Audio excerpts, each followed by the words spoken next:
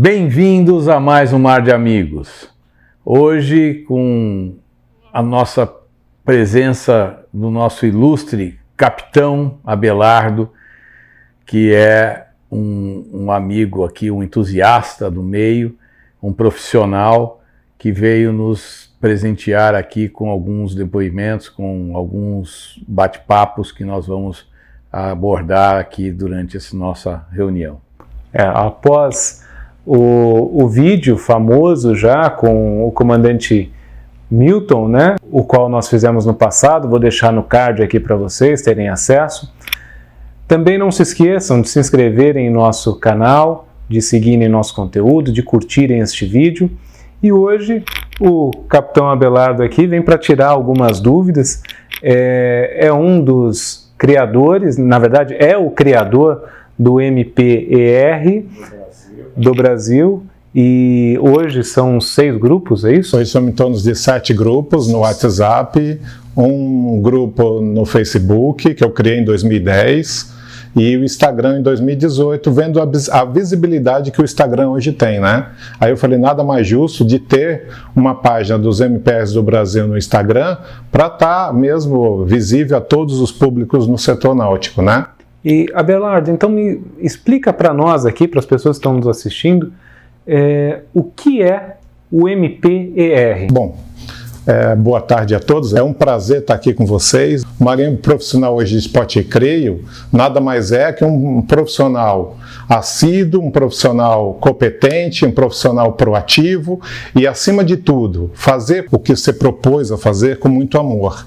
Porque você não está cuidando de uma embarcação só porque você é um marinheiro profissional de esporte grego. Você tem que entrar na profissão porque você ama o que você faz. Acho que isso é uma coisa que é o que destaca o bom profissional. É o amor pelo que faz. Então isso que é bacana. Então por isso que quando eu assumi ser um marinheiro profissional de esporte e recreio, é nesse propósito de fazer uma coisa que eu sou apaixonado.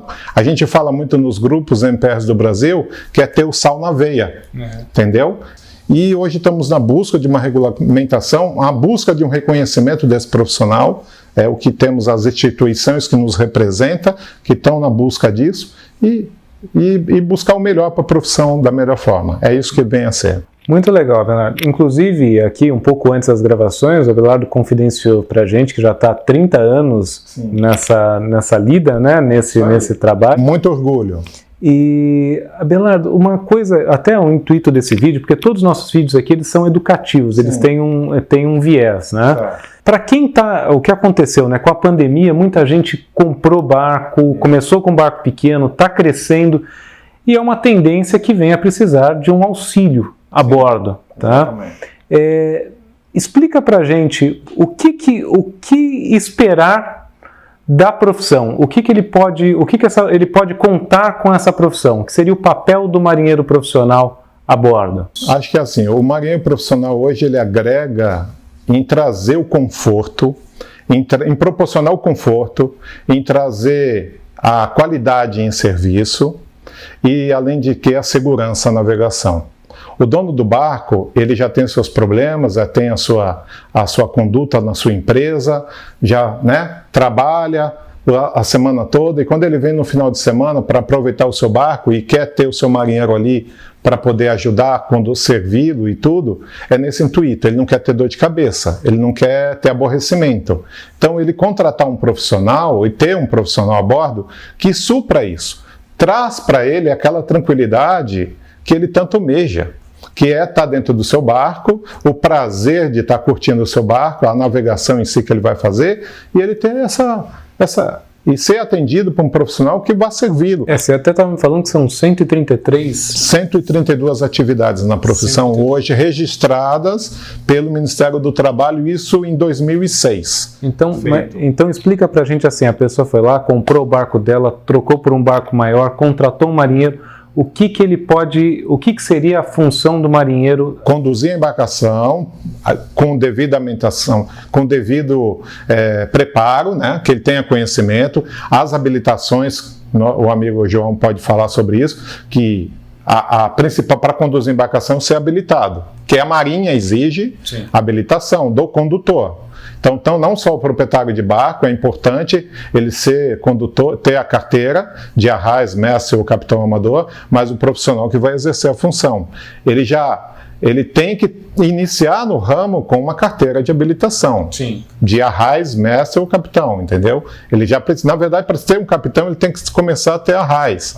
Então, começa na hierarquia ali dos degraus da evolução de acordo com o que ele faça, né?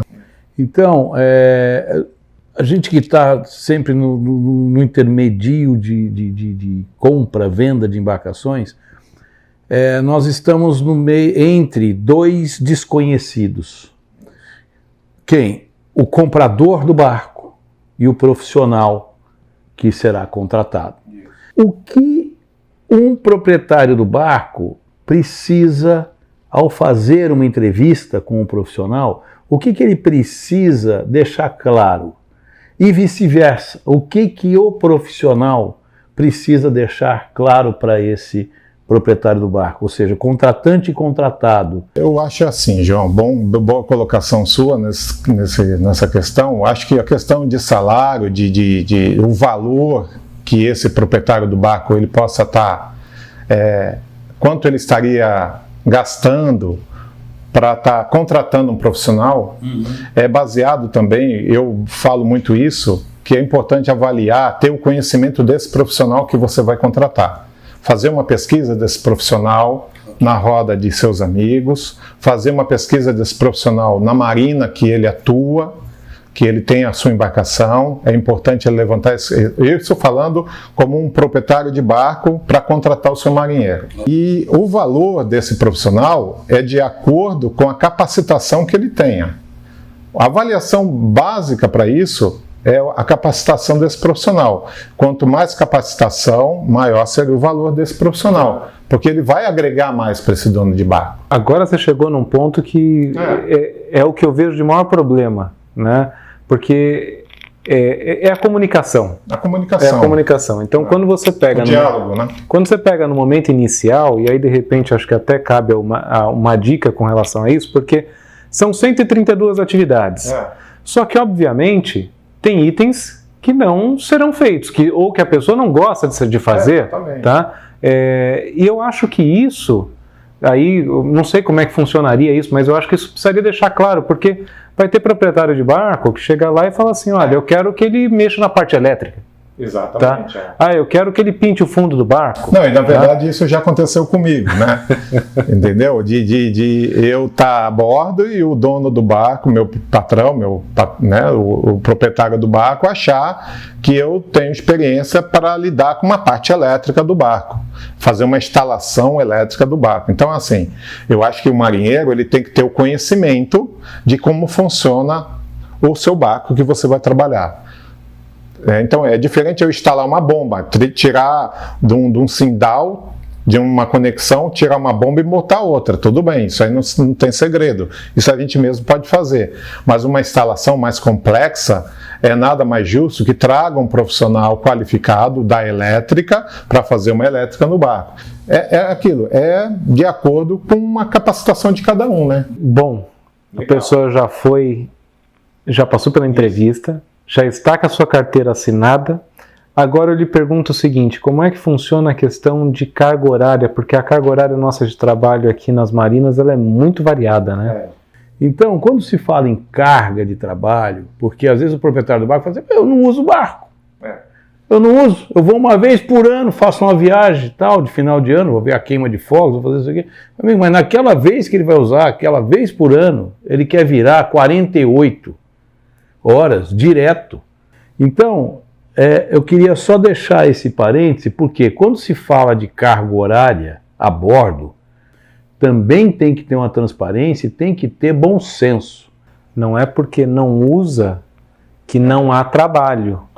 Porque eu entendo que uma das 132 atividades seja a parte da conservação e manutenção da embarcação, né? Eu já escutei muito isso na minha profissão de proprietário de barco, meus patrões, falar, peraí, capitão, mas peraí, a semana toda, você faz o que a semana toda? Eu cheguei para ele e falei assim, as atribuições do dia a dia é a conservação, é o cuidado. Então, a função de quem entrar num barco e falar assim, eu não tenho nada que fazer, ele mente. O proprietário do barco, ele tem, claro, as suas expectativas, porque, gente, ele tem aquilo para lazer, como diz, é esporte e recreio, né? É para lazer. Por outro lado, tem que ter um apoio, né? O apoio. Até eu até brinco, quando eu estou num barco, que eu sou só o capitão e eu tenho o meu patrão e os convidados, eu brinco, eu falo, patrão, vou pôr o fulano ali para ajudar na defesa. E eu dou um treinamento rápido para ele, como ele faz uma amarra, e ele fica sendo meio imediato. Ou, às vezes, ao contrário, meu patrão vai no comando e eu vou para baixo fazer a função toda. Então, assim, é uma troca, né? Tem uma cumplicidade. Então, acho que também para desmistificar isso tudo, bacana é isso. Jamais o marinheiro ele vai ser inimigo do dono do barco, né? E jamais o dono do barco ser aquele carrasco, ditador, que não é isso, eu pago o salário, e você é assim. Temos as suas exceções, mas a grande maioria tem o seu marinheiro, tem o seu como um membro da família, como agrega junto, vai comer junto, estamos junto. Claro que tem uns que não dão esse apoio todo, mas isso é muito de cada profissional e é muito de cada dono de barco. Belardo, eu acho que o que ficou bem claro para mim nessa conversa é que eu acho que é uma cumplicidade muito grande no momento, e para não ter nenhum tipo de problema, é a conversa inicial.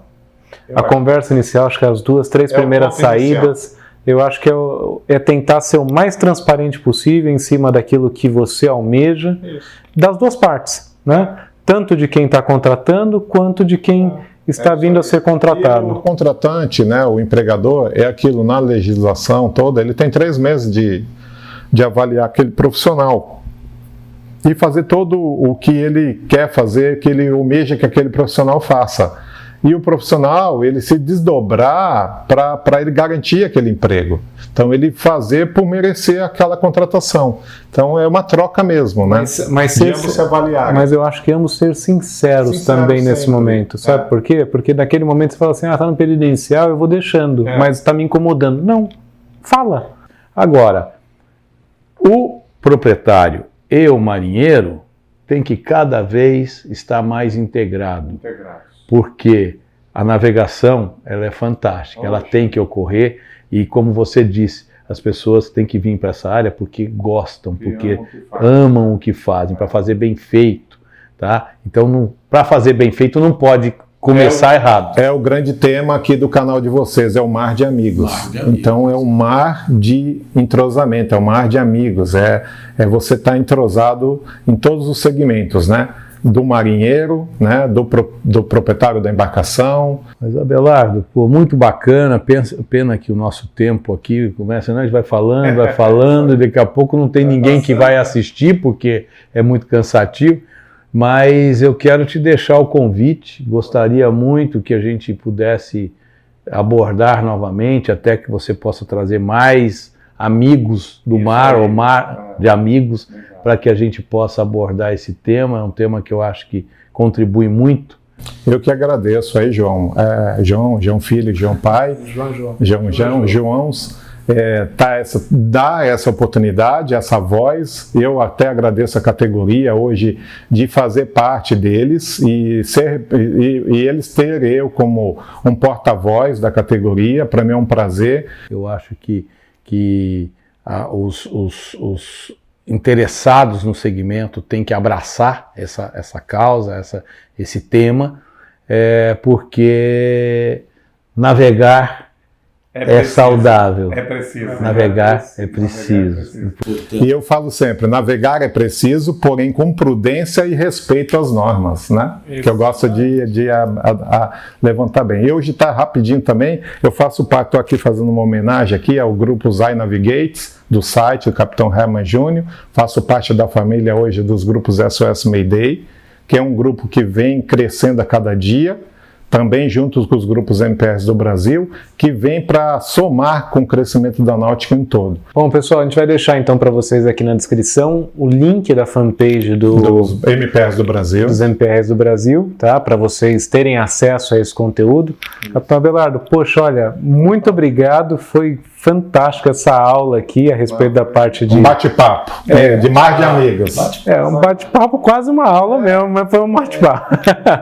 Mas, pessoal, obrigado por nos acompanhar até aqui e nos vemos na próxima, né? Porque, como já foi dito, navegar é saudável, navegar é preciso. Um grande abraço.